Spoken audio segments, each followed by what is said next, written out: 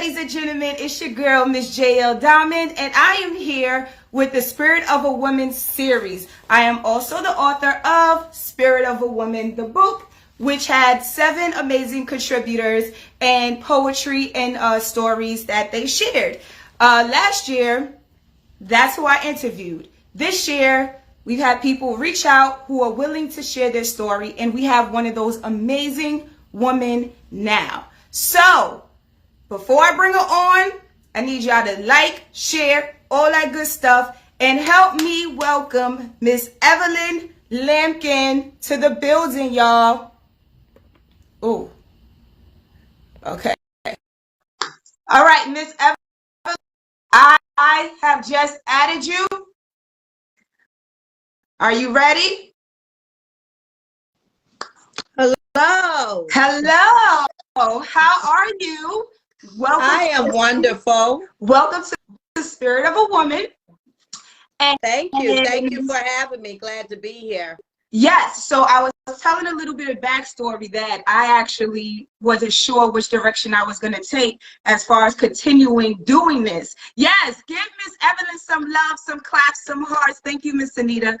And I wasn't sure about doing this, and you reached out to me, and when you shared your story, I was like, wow, this is a story that I would love to help you get out to the people. So, okay, she got her chef outfit on. I'm here for it. Yes. The hummingbird. Okay, so we are going to get right into this. First of all, tell the people your name, who you are, where you're from, what you do. Evelyn Alva Lampkin, a.k.a. Chef Alva, a.k.a. Lady Alva, a.k.a. from childhood Eve, and still today. The first 3 letters of Evelyn. So I am a child of God. I am a mom, a grandmother. I am a professional chef, and some other things that I spread in my walk of life. I know that's right. A woman of many talents. You're a woman after my own heart. Okay.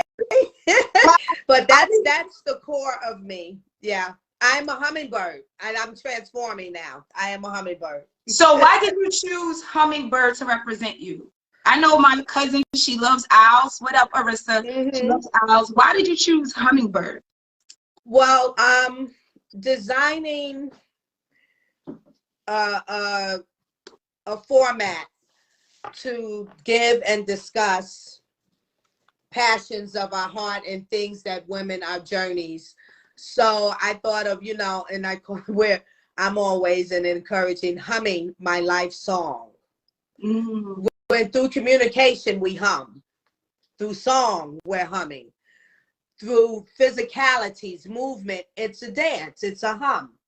So and also along with that, so of course they're hummingbird, and we always have, as human beings, always resonate with wings and flying, and definitely in God's word, So that's key. That's a key factor.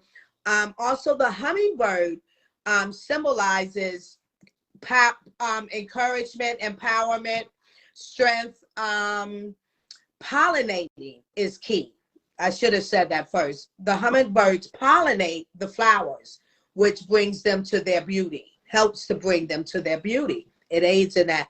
So that's why I chose the hummingbird in a nutshell. I love that. I learned a little bit something about hummingbirds. Now you're gonna make me want to go write some poetry about hummingbirds, because I realize let's go. The symbolism that they have. So we're gonna start a little bit in the beginning. All right. So so I was telling me no. I was like, what happened? Okay. No, that was, I have my children here and my animals, so. Okay. You a whole situation. Okay. So you are from the Bronx? No, originally I'm from Chicago, Illinois. Chi-Town. Born in Chi-Town. That's what most people say. Oh, Chi-Town. Yes, Chicago, Illinois. Raised there till about 9. Then started migrating about to Philadelphia, upstate Binghamton, New York, and then New York from 12 years old.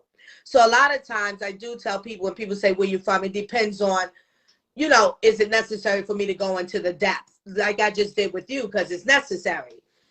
But I just say I'm from New York. So, and I landed in Queens, New York, 12 years old. So that's really the heart, the rest of the heart of my raising in Philadelphia. Oh, you a Queens girl. See, back in the day in high school, Queens and Brooklyn girls, we had a little beef. You know what I'm saying? Yes. So we couldn't have We sure did. And the Brooklyn brothers loved them some Queens girls. Where my Brooklyn fellas at? Who was going over to Queensboro? Tell me. That's right. No. Yeah. So that's awesome. So tell me a little bit about, you went to a bunch of different locations. What was your childhood or upbringing like? Was it, did you have freedom? Was it strict? Was it religious? Were you a mischievous one? Like, what was life like growing up? Yeah. Okay, so first of all, at that time, what was called middle class at that time, I'm born in 1967. Okay. So, yeah. So I was raised considerably middle class.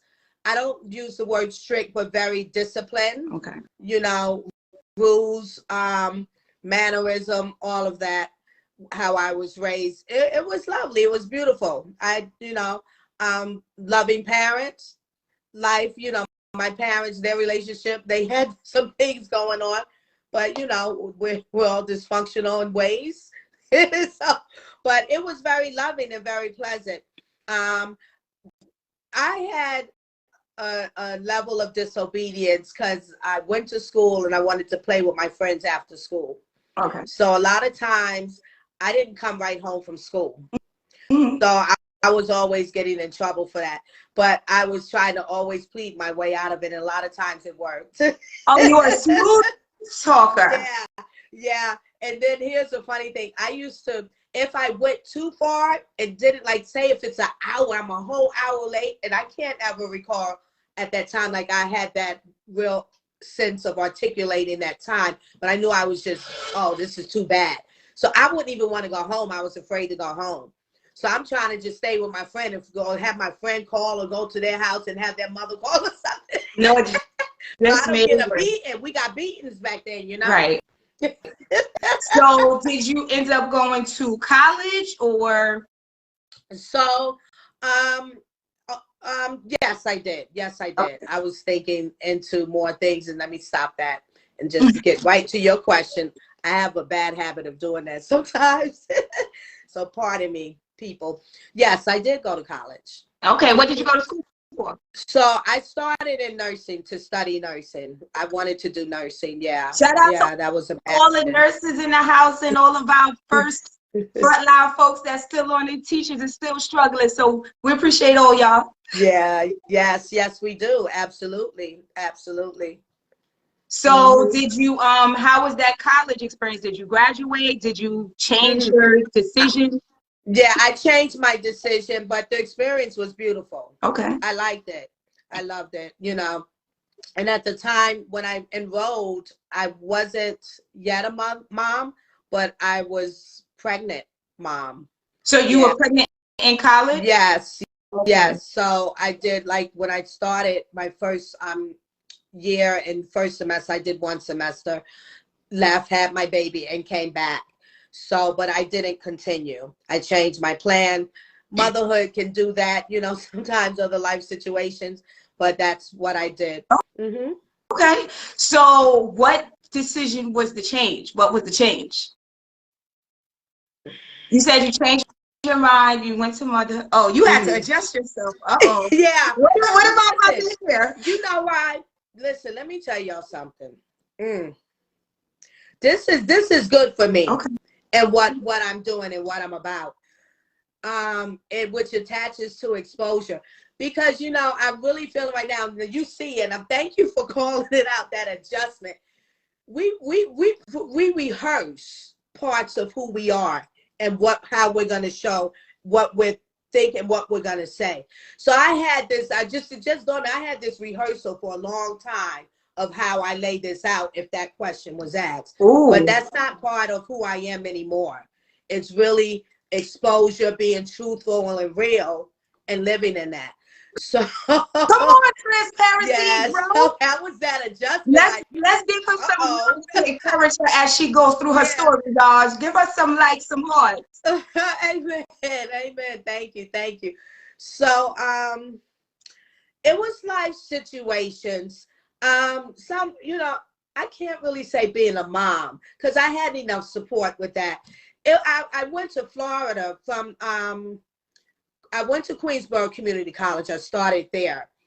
Had my baby, my firstborn, and then I went to Florida because my father had gone there. His mother's sister passed. My father tugged on my heart to come if I wanted, and I'm a new mom, and seeing what's going on in the family dynamics on my mother's side. My mother wasn't doing too well at the time. So that tugged on my heart. I went there. But now my heart was constantly being tugged between my mother and also my boyfriend, who's the father of my firstborn. So I kind of allowed for my heart to be pulled to. Okay. Oh, I can't hear you.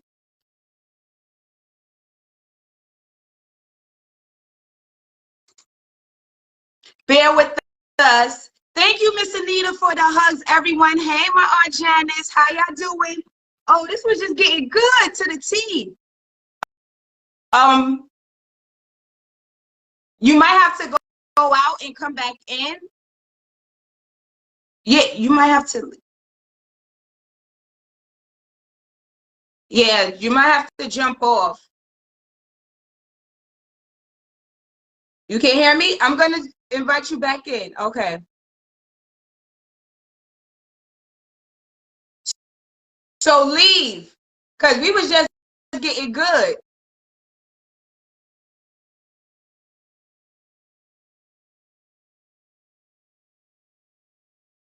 Okay. We gonna bring her back because she was just about to spill the tea, y'all, because we about to get there. So I'm gonna get her back on. Thank you everyone for joining. All right, I'm adding her back in. Let's see if we got her good. There we go. We go. All right. Listen, someone called and that kind of knocked everything off balance. It's all right. It's all right. We back on track. Okay. Yeah. So I let my heart be tugged, and I felt that way. You know, it made me just, which way do I go? And I went back to what was more comfortable. Was that the man or the family? The family and the man. You know, even though my mom wasn't doing too well, but that's a great concern when your mom is not doing too well. And, you know, and sometimes those things, like, it's weird. You find that comfortable. Yeah. Dysfunctional families always our comfort. Especially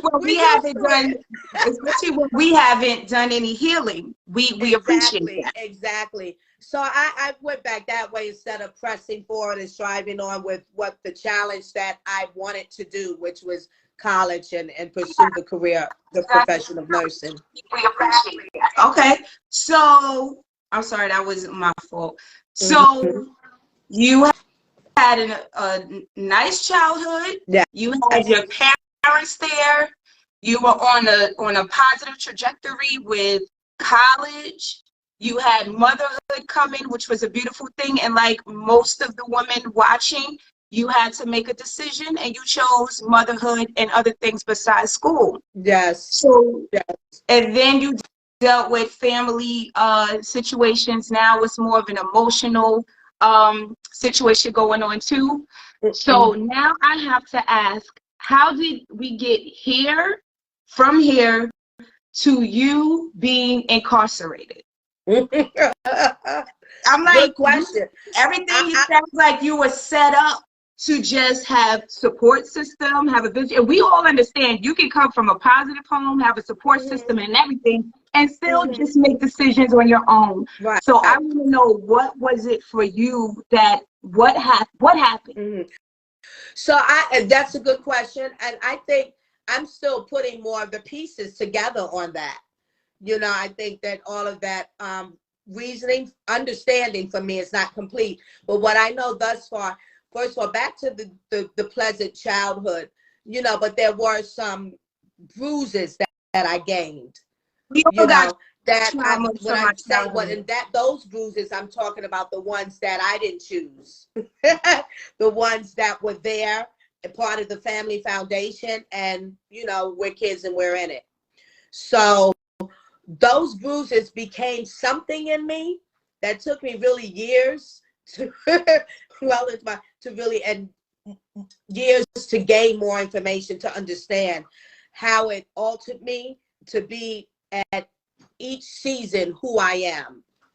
So for a long time I developed a characteristics of being kind of what they call rebellious. Okay. Strong-willed, and have to seek it and do it my way, but not wanting to do anything to be, utterly mischief or just to get in trouble.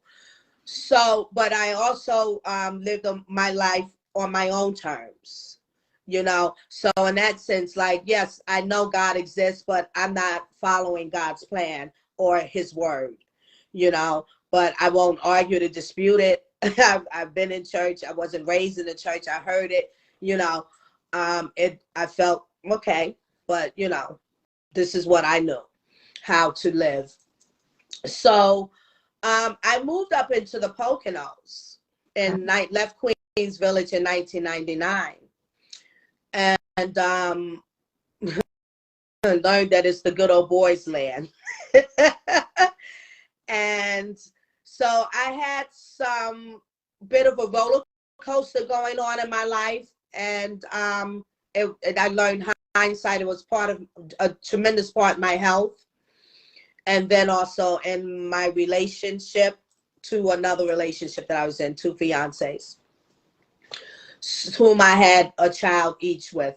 But I wind up, I was working as a chef. That's what I did there. That's all my stomping ground as a chef. Went to culinary school here in New York. But I wound up getting a DUI. Okay. Yeah. So many of us, who live in the Pocono, moved there, understand how they deal with you through the legalities, getting tickets and stuff like that. It's all done through the mail. My driver's license had an old address. I had just not too long moved when I was dealing and given tickets for this DUI. I had stated to the trooper that make sure that's not my address. I have moved. I have a new address. He wrote it down, but they still process everything at that old address. So I wasn't getting the information. Down the road. Now, of course, some might say, well, why didn't you? No, look, I let people do their jobs. She said, it's your job to figure out how to lock me up. It's not my job to help you lock jobs, me up. Okay? So nothing changed. I lived where I lived, and I didn't get any information. I'm now in court, myself and my one and only husband, father, my 2 oldest. My son had to taken somebody's money out the classroom, whatever. So now, again, you got the Commonwealth. They gonna process that because the state wants to. It's not even, the families can't even just hash it out. So anyhow, so we're going back and forth to court for that.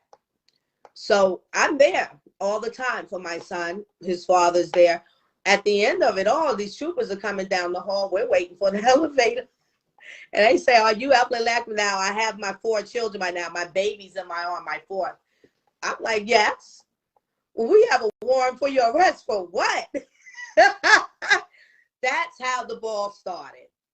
Now, so from that being said, now they're all up in my life. And that's really what happened. So my responsibility and things, and then them bamboozling me, because they don't like it when you try to fight for your rights. And So I I was was exercising my rights. Huh?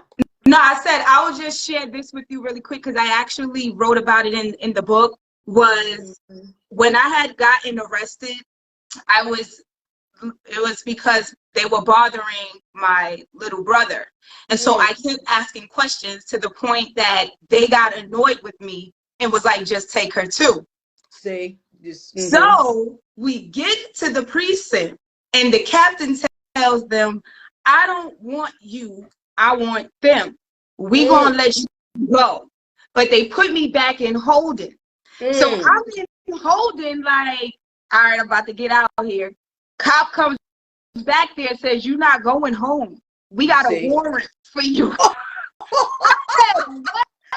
When I was 19, I was at a club and they gave us a ticket because they were telling everybody to go home, and we were standing on the sidewalk and all these people, and they wanted to bother the two girls that were just standing there. So they said, we're going to write you up for whatever it is, loitering or whatever you want to call it, because they were telling us to leave from the club. 20-something years later, I, off of trying to help somebody else get locked up, they was willing to let me go. I had to go through the process because of that warrant from 20 years ago. So I relate, and that's a bull. Yeah, that's really way out there. 20 years ago, yeah, that's something else. And see, and that was part of my argument, because this thing was sitting like 3 years later, and it's a warrant. I never moved. I live, I mean, my kids are in the same schools. I'm at the same time. I don't understand, and to do this. So, now that time too, now back to, remember, I'm living my life on my own time. So, on my own terms, excuse me. So, I work and I enjoy festivities of life, spirits of life, Yeah. So that became part of that. It's like they had me, and you gonna do what we say, how you do, this is what you gotta do, boom, boom, boom, boom, boom, boom, boom, and don't slip, because then we got you more. Yeah. So okay, go ahead. No, I was gonna so say, that's the part. And all truthfulness, I take responsibility in the things that I enjoyed about life that I shouldn't have enjoyed. Do you know what I'm saying? That I now like, look, if you carry a gun, you're not supposed to have a gun. You're not licensed, but there's reasons for it. But there's a responsibility that you must take if you get caught. Right. You took a chance. Laws are laws. So I take responsibility in these things, but they really bamboozled me. I understand what you mean by bamboozling, because we know how this judicial system works, and they will find, if you give them a crack, they opening the whole door, breaking your house down. Exactly. Rest in peace, Miss Brianna. But anyways, amen. So how long did you have to be in the jail? How did this go? I was in there. No. I didn't never get in there. I didn't go. They didn't keep me. Okay. I went to the court. They took me down to the judge, to the magistrates. That judge wouldn't even let me. He's asking me questions. They didn't let me answer the question. If you say I was lying, I didn't know I had a warrant. Like, I don't ignore stuff like that if I'd have known it. Well, why didn't you know? If you say another word, I'm going to take the key and throw it away, lock you up and throw the key away. This judge literally said that. I was surprised. What? Don't be. What? If you say another word, yelling. My husband and my son sit behind me. They got the baby kicking my chair. I just don't say anything. Remember, I'm strong-willed. I'm, fighting. My mother was telling me to be quiet and take a plea. I was like, no, I didn't do nothing. I'm not taking nothing. Right. So through that process, so I'm back and forth to court. You know how that goes. I got a public defender. Well, I'm probably going to get supervised probation or something like that. Or what? Well, that's even ridiculous, but whatever. So I get to down the road, get to one of the court hearings, and the public defender situation. So you ready? Maybe about the judge could say it could be 0 to 3 months or 6. What? I'm not, wait, where's that coming from? I thought it was probation or super. What? Oh, well, no. I'm not doing that. I got rid of him. I'm done with you. When we go, well, what are you telling me? What do you want me, when my name gets called, when my case is called, you're going to ask the judge, can I do that too? I don't want you anymore. I'm going to have to find a lawyer. And that's what I did. Okay. But meanwhile, before that got to that point, we went into one of the rooms, the board rooms, the meeting rooms, and my mom was there, another close friend to my mom and to me too. And they were telling me, no, just take it. I said, no. I made that public defense. I said, go, can you get me the law board for, what do you call that? You must be kindred spirit. I was like, I am not taking you telling me, Tom, this is supposed to be a misdemeanor and this and that. Like, I don't understand. Show me in the book. So he showed it to me. So why are you telling me this? Well, just do it and get it out the way. No, I'm not just doing anything and getting it out the way. You go do it for me. And I will just say, when it happened to me, it was a few months after Sandra Bland had died. Oh, wow. In the jails. So all I'm thinking is, no one can do anything for me back here. I am in full control. I'm fully controlled by them. And that is the scariest feeling. And that's how they get you, by fear. If anyone, I'm not here to give you any judicial advice, because everybody is different. We chose to not take a plea. We chose to fight for something. Right. It could have went left, because I was afraid that my whole life could blow up, because that judge wanted somebody to go down for something, and he was looking away. And by the grace of God, nothing happened. But that was the scariest month of my life, trying to figure out, am I going to trial for something I didn't do? Right. So it's something that us as Black women don't really get to talk about, because we definitely hear about Black men in the community that deals with injustices in the judicial system. And women don't really talk about that specific thing. They don't talk about the violations. By the time we hear it, it's because they die, you know? So it's important that, you know, women, especially Black women, share your experiences. Make sure our pastor does biases, and he always says to report. When my trial was done, they asked me, my public defender said, I know if you was a white girl, they wouldn't have done this. Do you want to sue them? And I had so much PTSD. I said, I don't want to. I don't want to. As loud, strong-willed, and hard-headed, I had PTSD. And it just reminded me of that slave mentality, how they will your life to shut you up. And that's it took me to another place in my activism of where I'm at now. But me too. And meanwhile, my mom was like, don't do it, just be quiet, they're gonna get you. I said, I can't. I you know, I'm thinking, it's like, I have rights.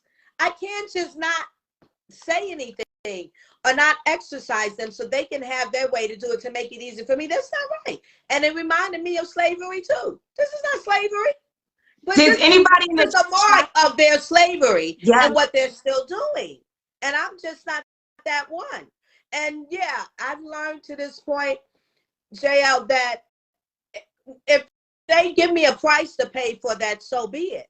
So be it.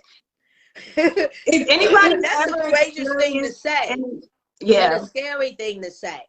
But somewhere in me, I'm saying it, you know, and kind of, and afraid at the same time. Hindsight, I'm glad I said it in me. I feel you. I feel you, because I had the same situation. If anybody's ever had any experiences with the law and they had, you know, any negative or prejudices against them during it, let us know, because we sending love and light to y'all. Because I know for me, that was a PTSD moment, and I don't know how Black men, I ain't gonna lie, I used to be with my guy friends, and this is before that event ever happened. And we think the cops come, and I'm like, no, but we gotta, and they looking at me like, shut up. And I'm like, I'm not shutting up for what? We didn't do nothing. Mm. Until that happened to me. And I said, damn, I felt so bad for all my, like, I get emotional. That was a Yeah, stage for yeah, me. Yeah. yeah, I can understand.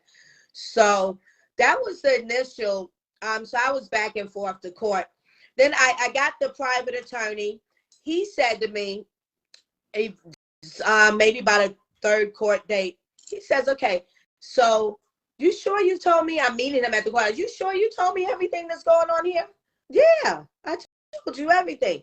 He said, and then I know what's on paper and what they say. It seems like it's something you're not telling me. I said, I told you everything. Why are you saying that? Asking me that. He says, they want you bad. In front of me, but he said, they want you bad. And what you have told me and what is on paper, it doesn't signify that it matches how bad they want you. They That's when I will knew. stuff your records. They stuffed my records. They had me as basically a distributor.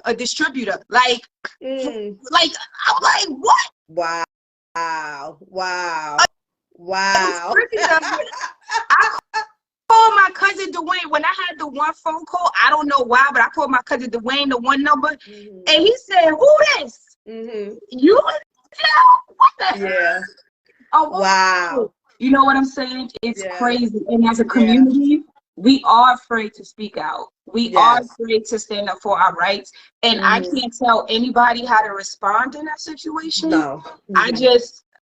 I just pray for you if you ever do deal with that situation. And I pray that you deal with the PTSD of it all, because Yeah. it's so normalized for us as a community.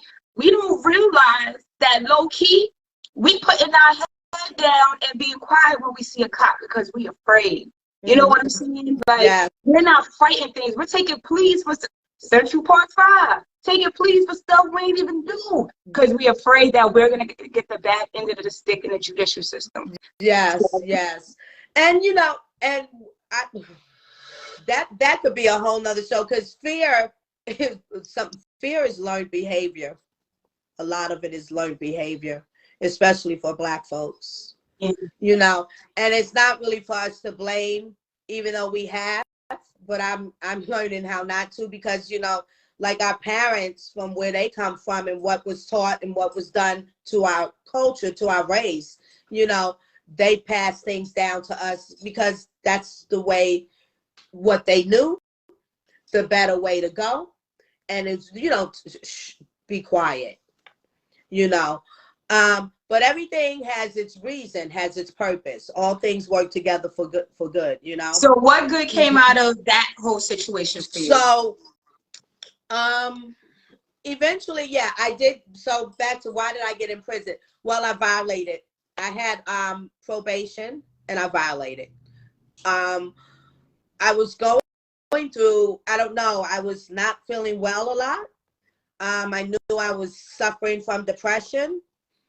My sister-in-law was also passing. Oh, wow. At the time. And I was self-medicating. So I had to go see my probation officer, and I had self-medicated. And when I'm going to see her, I'm going to deposit my urine. And I knew, well, that's not going to work. So I called her. It was hard to try to get out of it. It's in another town from me. So I'm like, I don't have gas, my car. But she's like, you got to go ask your neighbors for somebody for gas. I don't fraternize with my neighbors like that. Like, surely They don't say I would. They don't care. Yeah. So I'm like, no. So, okay, let me see what I can do. Of course. So I'm sitting there like, what am I doing? Well, let me get myself together. I got in the shower, getting myself together, got out the shower, and sat down on my couch. And I'm saying, I need to leave this house, because this lady gonna pop up at my house. I need to leave my house. And I also had a order to do a drug and alcohol program by the judge, right? Mm-hmm. So I had like maybe it's like I was to see my probation officer, say at 2 p.m. at this drug and alcohol appointment was at group meeting was at 4 p.m. Okay. You know, so one county to another, you know, but so I'm like, maybe I should just go there. I'll be early, or I should get out of this house and go there. I'm not saying, like, if she's coming to my house, you gotta come find me or something. I'm good. I didn't do it. I literally just sat on my couch. Like you was just tired. Still on me. Like I was sitting there waiting. Like you was sitting there waiting. And then my doorbell did ring. My oldest son, and he came out of his room. He said, "Mom, you not gonna get the door?" I said, you get it." He said, "Why are you?" I said, "That's probably my probation officer." It was her. And she came in. So what happened? I think she gave me the cup. I looked at it. I said, "It's not gonna come out good." So she was even going to give you a chance, because she wasn't coming to lock you up. She was coming for you to do your sample at home. Right. So they probably knew. But they knew, because they know when people do that, that brings suspicion for them. Yeah. That's why they say you better get gas money, because they know they probably done. Yeah. You know, and now they trying to. So she came. You know, she had a partner with her, and I said, "That's not gonna come out good." She'll know. Lampkin, why is that? It's not good. I don't think it's gonna come out good. Go to the bathroom. Let's see. So I did. You know, some say I shouldn't have said that. I shouldn't have said anything. And I said, maybe you're right. I don't know why, but that's what I said. It wouldn't have mattered because you had to take the test. Right. So then he said, "Okay, Lampkin, go get your clothes on. Let's go. You're coming with us." Where am I going? For what? For what? I'm like, why? Oh no. Well, because our boss said so. He said if she comes, if it's bad, bring her in. Really? Well, why? Couldn't call him because I'm good all the other time. Blah, blah, blah, blah. Her partner got tired, so he started to man me, you know, with his authority. Let's go. Just, you know. So they took me. And that was that. I did everything over virtual with the judge for my hearings or dates while I was in there. And I feel like, which is truth, the judge used me as an example and gave me 6 months. Okay. And instead of the 90 days. The 90 days. Yeah. Wow. And took me off of county and put me on state. So you ended up going to state for a I didn't go to state. I didn't go to state because really they don't really want to send you to state. People with that offense that I had. Yeah. It's not really to send you to state prison. But what it is, county, if you stay on county, once your 90 days or 6 months is up, doors open, you out. When they roll you over to state, you got to deal with a parole officer. Right. And all of that, you know, along with your behavior while in there, you got to wait for the parole officer to get you out. You got to have a home plan to get out, you know, all of this extra stuff. Mm-hmm. It's more so you ended up in 6 months in the state or the county? I stayed in county. I stayed in county, and I just visited. Stayed in the county which I lived in, and then I did get lotteried out to another county, and so the fathers, and then back to my county. So it's but your time on paper was state. So now I need a parole officer. Right, that's what Shava just said. Shava just said it's the parole they wanted. It's a whole money machine. Like that's a whole other conversation. We could go in, but yeah, because around that time, I didn't know that then, but around that time after, that's when that big bust happened up there between Stroudsburg and Bushkill with the judges, the law office, you know, the law, and the ring that they were locking up a lot of people of color and making money. It's a business. On civil offenses or creating offenses, you know, being creative, if I can say so, in that term, you know? Yeah. So I wind up in there and, whoa, what an experience. Woo, what an experience. I couldn't believe it. I could not believe it. I'm just like, there's nothing in my upbringing and my raising that I should be in here. Why am I in here? How did I let this happen? So the only thing I could do at that time, let me give y'all this piece too, back up. One time in court, And when they're describing me and talking about me on paper, the judge and the prosecutor, and you know, when I get nervous or something, I get the sweaty palms. Well, I was, of course, super nervous, anxiety. My palm, you can see my palm print on the podium when I lift up my palms were so sweaty.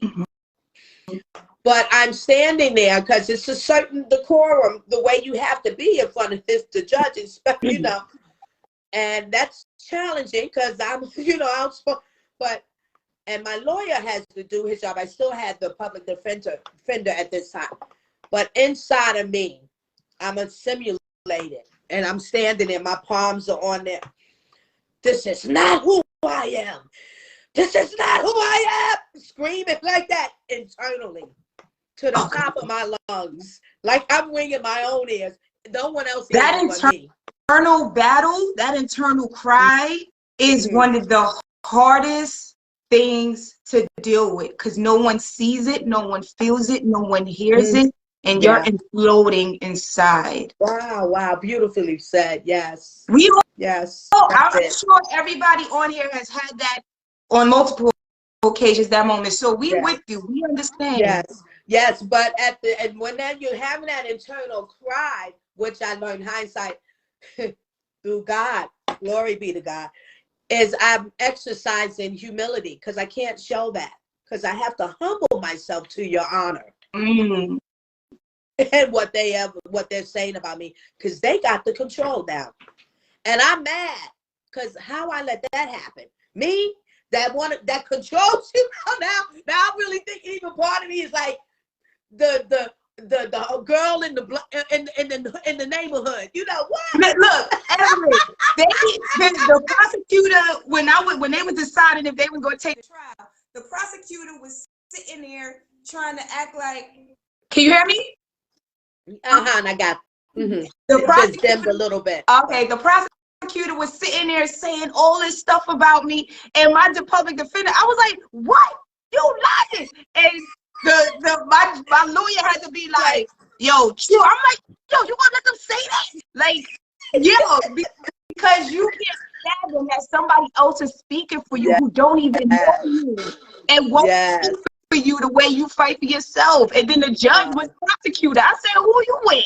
Yes. So I understand that internal stress. Yes, it's something else. So what was the experience for you when you were in there? Because you went in there when you were depressed. Right. You were self-medicating. So you already had a dependency on something going into the prison.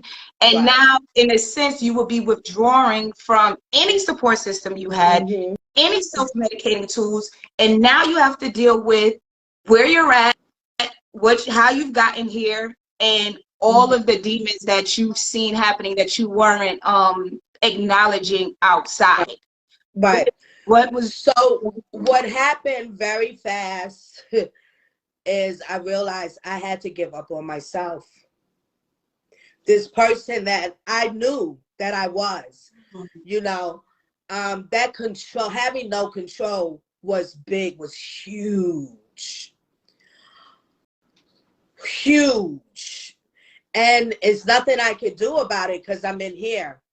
And I got to make a drastic choice because I want to go home. I want to be with my kids, my family.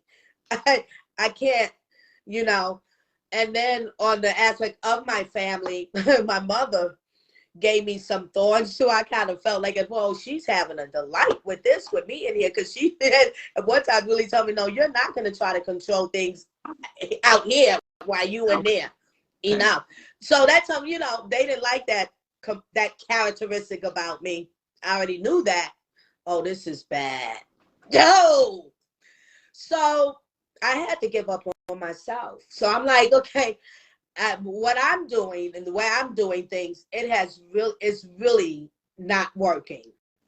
Although, listen, prior to winding up in this unwanted experience, I already know living my life on my own terms in parts where it's not working. But, you know, we like to, it don't work, but we're going to make it work, or that's it, though. That's part of life. That's fun. You know, Yeah. like how many times you gonna be hungover? Is that working for you? You know what I'm saying? Like, it's fun. We still do it though. I'm going to work on all these things. So those type of things impacted me, that enough is enough. Because why am I here? How did I let this happen? So I'm not managing myself right. Obviously, I'm not gonna listen to my family, and when I don't listen to their way of what, that instruction that they give, I'm a grown woman. I get disregarded. They're mad at me. I like to say I get 8-balled. My family, like they all of a sudden Italian. So that love-hate thing going on. Yeah. But so I gave up on myself. So And I just fell to my knees. Before I even fell, I looked up. It's you? Like that. And I fell to my knees and I cried. And I begged for forgiveness.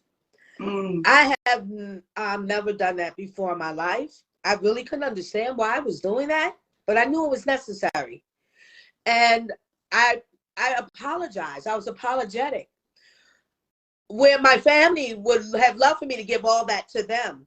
But I realized, no, this belonged to God first and foremost. hold on. Let's take a moment. I'm gonna need some hearts on fire, because that right there, I'm gonna tell you why that's another level real quick, right?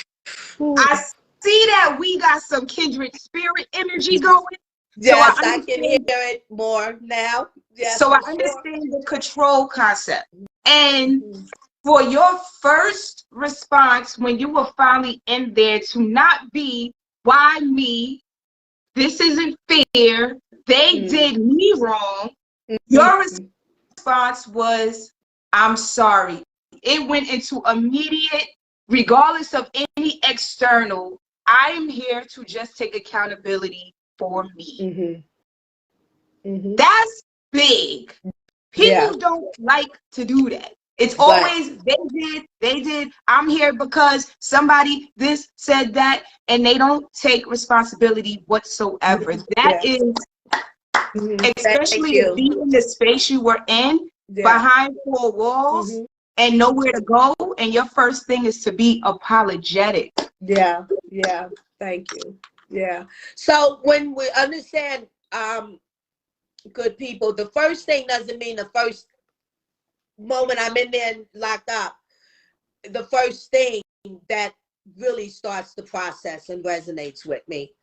Also I have to pay mind to what's going to happen, wait for my court case, listen to the lawyer, and how can I get out of this and go home? What are they going to do?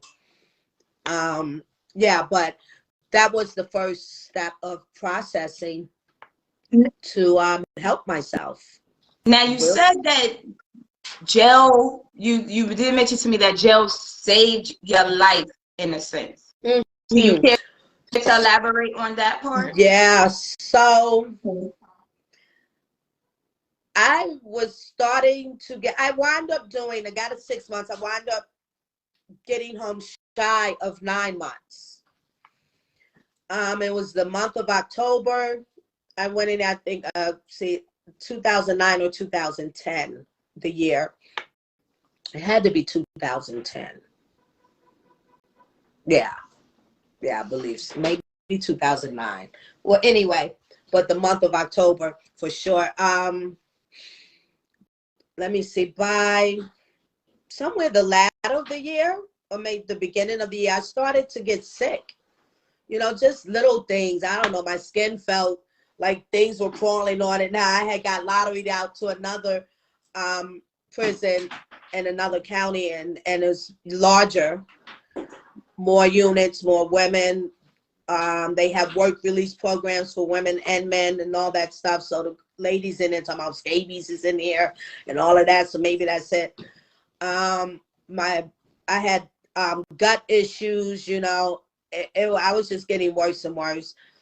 My breathing started to bother me. I felt like a Mack truck was sitting on my chest. I was getting like real concerned. Losing weight Oh my gosh, it was like allergies. They running all tests. I didn't know what was going on. Lo and behold, long story short, I found out what was going on. And that's why it saved my life. So what I found out was what was going on is that they gave me a test that I had been tested for twice, which was mandatory because I have my last 2 children. And they tested me for HIV/AIDS. And my test came up positive. And that was a shock. It still wears me, you know? And these things, I don't think it'll ever go away. But you just press forward to live your life and managing it, understanding it, and be good with it. But it's still, you know, hit the heart hard. And definitely for me, because I did, oh gosh, wait, let me relax. It's okay. Take it's not your time. The people are showing you love. You are in a safe space. The people are, I can't even see your face because all I see is love and love. Thank you guys. So you are in a safe space and people are loving on you. So you can take your time. I know I usually I want to cry more about that because that's tremendous. This is not easy. Again, that person we want to be. But I've been working, and God has been working on me for a long time, for quite since this journey, to be comfortable in this piece that has come on to the plate of my life, and to share it and do the work because it's needed. There's plenty of organizations that's doing it. It's needed for more and to partake, or average women like me. So it's lovely to have the love that gives me more emotion of joy. You're a survivor. You're a survivor. Yeah. This virus has a stigma on it that's nasty, and it's had it from day one. Started out with gay men. You know, it was the gay man disease. And then it started to transfer over to heterosexuals and to married women. So I fit in the space of not being married to the man I was with, but we were engaged, but I fit into the space of passing over heterosexually to the married woman. Thought I was in a safe space with my love, significant other fiance, and I found out I wasn't. You know, so and you know, it was I didn't want to be thought about. I know I'm not an intravenous drug user. No, I ain't no hoe. I'm not a street, but no. So how I can't even utter my mouth to say this. Like, this is what people are gonna think about me. Oh, she lied, you know. So it took a lot of work for me to get to this point to say, you know what? So be it, because we have to come out of that. We have to stop doing that as human beings, as a society. This, to me, is the same as racism, the stigma of it. It's discriminatory, it's prejudice. It's not good. I was told, when this was told to me in that jail, and I had an experience of 5 minutes. It felt like that I could not breathe and was not breathing, but yet I was still conscious. And in that moment, I couldn't even understand that. You know, while the nurse was sitting there, Lampkin, I'll be right back. So with her bag and whatever else to get me in case if I pass out. Because she's telling me, you got to breathe. So, yeah. That is amazing. And I am happy to see that you are in your fullness and in God's glory, and you are still moving forward. Yes. I don't know how long it took you to get to this place, but you made a decision that my current circumstance is not going to doom my future. I still have work to do. I'm still here. I am growing and glowing, and you look beautiful. Yes, And thank you. you are turning something, a whole journey, into something that can elevate other people. So I want you to talk about a little bit how this whole journey has catapulted you into what you are doing now. Yeah. So I just a little back. Okay.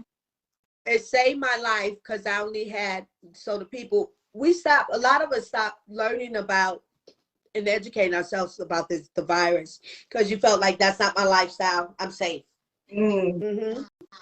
So when it's hit me, so now I got to learn about how this happened. So I was diagnosed with AIDS. Wasn't even HIV. I thought, What? Okay, I'm gonna die. I'm dying. I'm literally dying inside and had no clue. Oh my gosh. Okay. So how it saved my life, because I had literally died in AIDS. So I only had 6 T cells.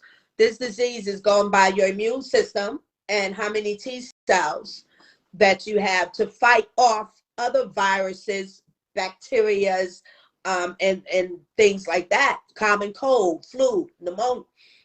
6 T cells is not fighting off anything if you only have 6 T cells. You get the flu, you have a good chance of it's going to take you out. You get pneumonia, you get that pneumonia that comes along with this virus. Your body can't survive it because your immune system is shot. And that was so it saved my life, because I was in this jail in an unwanted covenant. Oh, that sounds like a sermon. The unwanted covenant. So I thought. That was deep. That was deep. Yeah. The unwanted covenant. Yeah.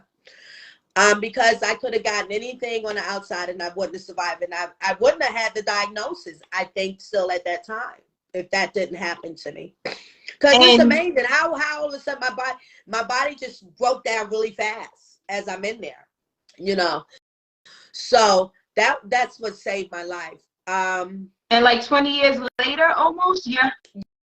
Yeah.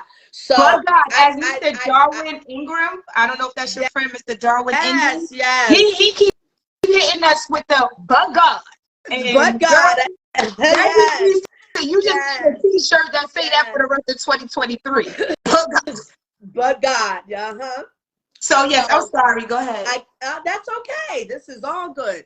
So I thought I was gonna die.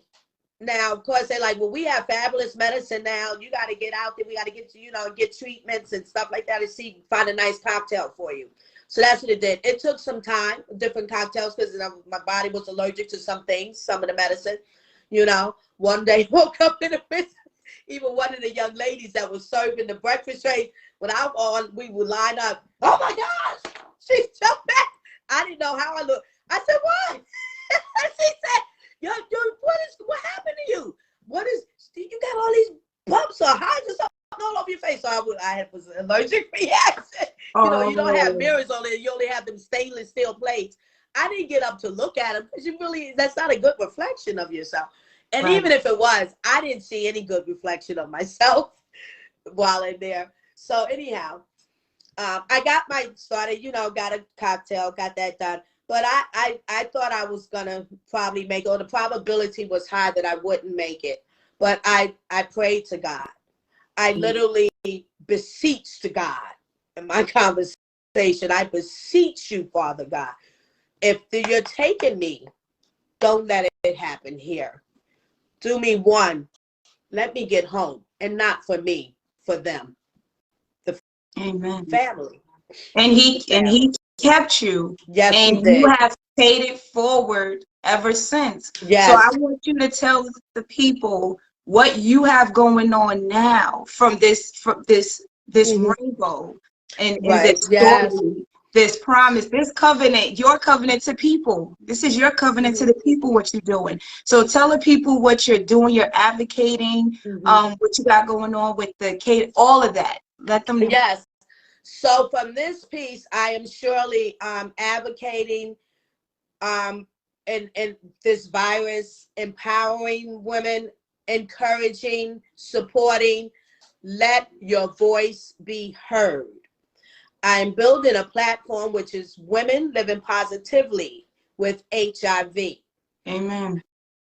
Where we're doing that, and not to exclude you brothers, you men, you know, and not to exclude any gender or any ethnicity. But I have my target point in my branding, you know. So I want to step and share stories and see what we need, how we can help one another hand in hand, whether it be tears flow of sadness, joy, whatever it is. Because, you know, so that's what I want to do. And whatever more can come out of that as I myself even learn more and gain more. Because also too, as I'm this is for me too. This helps me. This heals me too. And so as I'm saying, I'm doing this, I'm asking for you to join me, because I need that too from you guys out there too. We can do this. Yeah. I think it's important. I was trying to put your page in the chat, but I think I put the wrong thing, so I'm gonna fix that. Yeah, it's the Hummingbirds Alva. The Facebook page for this is the Hummingbirds Alva. Yeah, that's why I'm trying to get that there so that people can go follow if they are interested or want to in any way, shape, or form assist in your journey. You also have like a radio show that you're doing.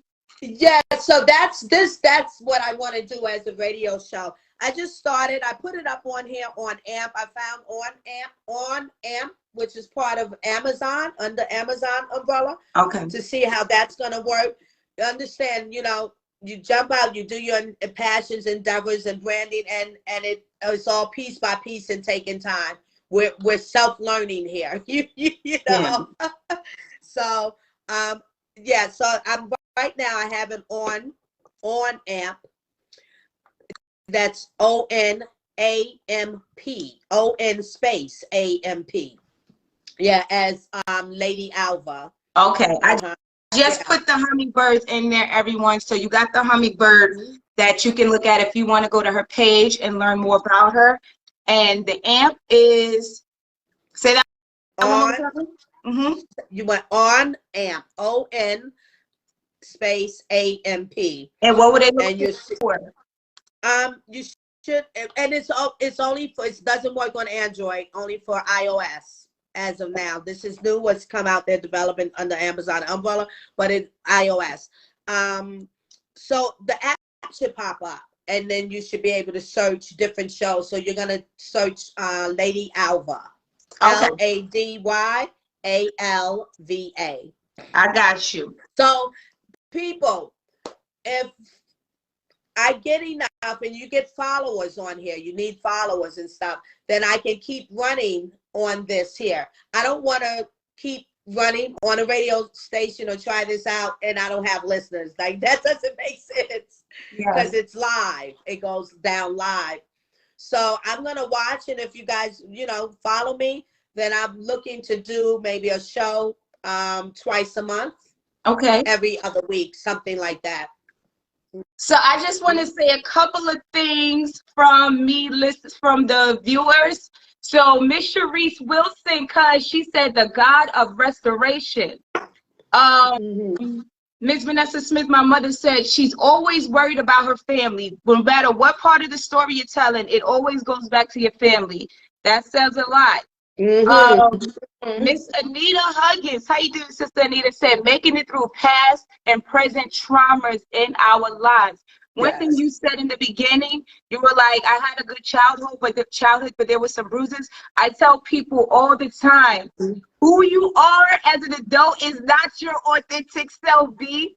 Unless you've done the work, because there's emotional traumas as a child that whether you remember it or not, that has shaped you into a bit of a survival self-defense mode. And we don't realize it, and we start saying, this is just who we are, this is just how we are, until something in your life makes you look at yourself all the way. So yes, Miss Anita, we all need to make sure we are looking at our emotional traumas from childhood and make sure they are not showing up in adulthood, and we not over here with grown women and little girl problems and grown men with little boy problems. Okay? That's right.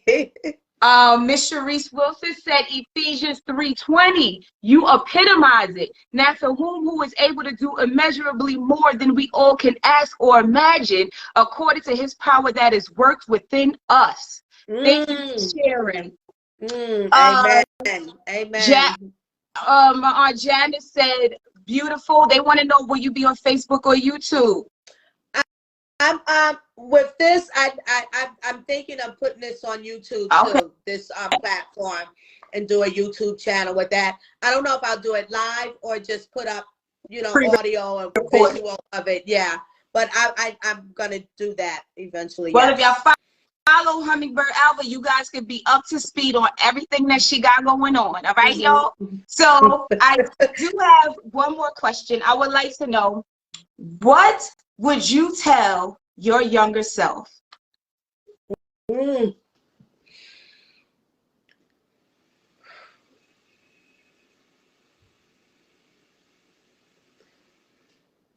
To be fearless. To be fearless. Keep pressing forward. Block out what is not necessary. Live your dream. Press for your dream. Don't have the dependency of others or the elders to confirm your dream or your desire that's in you. That's and keep your invisible friend. Keep your elaborate on that. Friend. Elaborate on that. I had an invisible friend. Now, was it provoked because I kind of maybe felt like sometimes the only child, because my sisters were 7 and 9 years older than me? Or, we had the Disney, so the imagination and things. But I had an invisible friend, and that invisible friend was the reflection of me. A lot of times I stood in front of the mirror and I talked to that reflection, and that was my invisible friend. Very seldom and sometimes if I had tea, then okay, so now let's go have tea. My invisible friend has their setting and stuff. But it was the reflection of me. I do that to this day. So I guess I do have an invisible friend. I look in the mirror and I talk to myself because I need to get outside of myself to speak logic to me. Because if I stay inside myself, I'm speaking from an emotional place. But when I look into the mirror, I'm speaking like I'm talking to a friend. And so I got a little bit more grace with myself. I got a little bit more understanding with myself. I got a little bit more logic with myself. Because we don't do that for ourselves. We do it for everyone else. So I like beautiful. Now, here's what I learned, hindsight. Once I'm in this unwanted journey. Well, I remember the start of it. It was an unwanted journey, but it was a necessary one. And it was one that I received his glory. So I learned my imaginary friend, I'm in this space, incarcerated, and I said, was that you, Jesus? But I was that, because I could see myself so vividly. Like with the ponytails, this beautiful looking little girl, so innocent and full of joy. Was that you, Jesus, with me then? And my imaginary friend, was that you? Wow. So I usually do a little giveaway, and y'all, let me see who's in here. I don't know if I'm doing a giveaway today, but what I like to do is have them answer a question that you've already given us the answer to, and whoever gets it, gets a little Spirit of a Woman merch, because we got muggies, we got shirts, and we got the book. So I got a question for the people before we go, because what I usually do is I read a poem and I asked the question. The question is, give me 3 locations that Miss Alva said she lived in. 3 locations, y'all. And while y'all do that, I'm going to read a poem that I think is pretty, it could go, let's see. I wasn't sure if I was going to read a poem for today, but I feel like I am since I'm going to do this. So I'm going to call this one Monster in My Room. Well, I'm not calling it. That's the name of the poem. So it's Monster in My Room. Oh, they don't give them the answer yet. Okay. So silent screams echo through the room, ricocheting off the walls only to return to its origin. Fear has taken over. Mind going, body paralyzed. I feel it breathing down my neck. Tears stream. Close my eyes and pray it goes away. It visits me every night like clockwork, but I've never seen its face. Can't prove to anyone it exists because it doesn't leave a trace. Drift scars on my prefrontal cortex, reliving the memories that forced me to look over my shoulder. My mind is a war zone. Night sweat soaks the sheets. How do you combat something that you can't see? Passive aggressive, conspicuous, yet still elusive to me. Can't be outrun. It keeps up with my stride. To overcome, must confront. I still want to hide. But where do you go when the monster that you thought was in your room resides inside? Now you realize you can't escape you. It's do or die. Woo! Beautiful. Thank you. I felt that was fitting. Yeah, yes. Okay, let's see who got the answer first. So I see Miss Anita first. She put Chicago, Philadelphia, and Queens. Those are 3 locations. Miss Anita, you won some merch. Okay, let's give a shout out to Miss Anita. Ladies and gentlemen, thank you so much for coming and tuning in with us to the Spirit of a Woman series. As I said earlier, I wasn't sure if I was going to keep this going after last year, and I completed it. And Miss Alva reached out, and she wanted to share her story, and she wanted to do exactly what I wanted to do, which was build a community of safe space that allows not just women, but men, because I know it's the spirit of a woman, but I got something coming for y'all, so relax. But it's a space where we all can share our stories and learn and grow and realize you don't have to keep it bottled up inside of you. And I thank you for, I told you when we spoke on the phone, God brought you to me because I was over there twiddling my thumbs like, I don't know if I'm going to do it. And you called me and said, I want to do it this week, the next week. And I was like, oh, I guess I don't really got a choice with this guy. You just let me know what I'm about to be doing. There you go. So there you go. Ooh, yes, beautiful. And I say the same thing too. It helps to not put so much pressure on yourself too when you understand that that's what God does for us, and that's the way he works for us, in us, and us in him. So just relax, it is going to come together. He gonna say he don't leave his children ignorant, as he says. Thank you, because I feel like I'm out here on a limb a little bit. I'm like, well, okay, what next now, Lord? So thank you, everyone, for tuning in. Miss Alva, do you want to say anything to the people before we get out of here? Yes, I want to say the second part. I also have the Hummingbirds Cookie Show that's going to be televised, people, and you'll find that you can follow me on IG at the Hummingbirds. Thank you, my daughter. Hummingbirds.llc. So much information in the brain at once. The Hummingbirds.llc on IG, and that's going to be. I got a YouTube channel set up waiting for that. When I'm up and rolling, it's televised and everything. We're going to have fun with that. I hope that's what I want to do. Awesome. Targeting the youth and young adults, teens and young adults. There's teaching simplicity of culinary, starting there, and how to do it safely. So I want to thank you guys so much. The comfort that I saw just popping up on the screen, popping up, and as I couldn't read everything at the time, but I saw the emojis, and it helped a lot.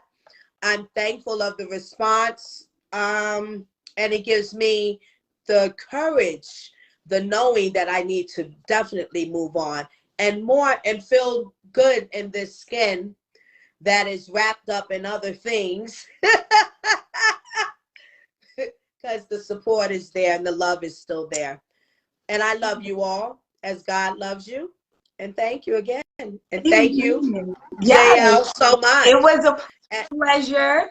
Yeah. And I do have another show set up. Y'all be on the lookout. It's probably going to be closer to the end of this month, but I'll be posting, so y'all look for my post. And as y'all know, y'all can go to designtocreate.org to get your book if you haven't gotten it yet, or get some merch if you haven't gotten it yet. Yeah. And until the next time and in between time, y'all, be great. And remember, it's your time to inspire. Ladies and gentlemen, let your light shine. Love you guys. Thank you for joining me. Have a blessed night, all. God bless. Thank you.